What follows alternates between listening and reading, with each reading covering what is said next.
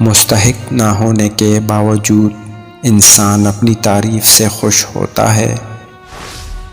مناسب طریقے سے مختصر اور صاف الفاظ میں بات کریں تاکہ آپ کی بات کو سمجھا جائے۔ ایک عقل مند شخص دو میں سے کسی ایک کی طرفداری نہیں کرتا، وہ دونوں کو سنتا ہے اور اپنی عقل سے انصاف کا فیصلہ کرتا ہے۔ زیادہ حاصل کرنے کی خواہش میں اپنی جان خطرے میں ڈالنا حماقت ہے۔ انسان خود کو بیوقوف بننا پسند نہیں کرتا، لیکن دوسروں کے لیے بیوقوف بننے سے خوشی محسوس کرتا ہے۔ طاقت سے دل کو فتح نہیں کیا جا سکتا، اور جو معاف کرتا ہے وہ انعام کا حقدار ہے۔ جس طرح برائی ہمیں اپنی طرف متوجہ کرتی ہے، اسی طرح نیکی بھی ہمیں دعوت دیتی ہے۔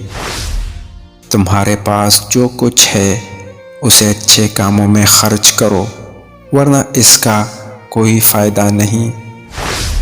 اپنی زندگی کے لیے کچھ اصول بنائے اور ان پر سختی سے عمل کریں۔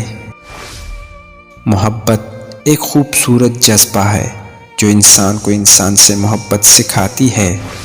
سکھانے سے زیادہ سیکھنا اہم ہے، اور جو اپنی رائے کو پوشیدہ رکھتا ہے اس کے پاس جواب دینے کے لیے کچھ نہیں ہوتا۔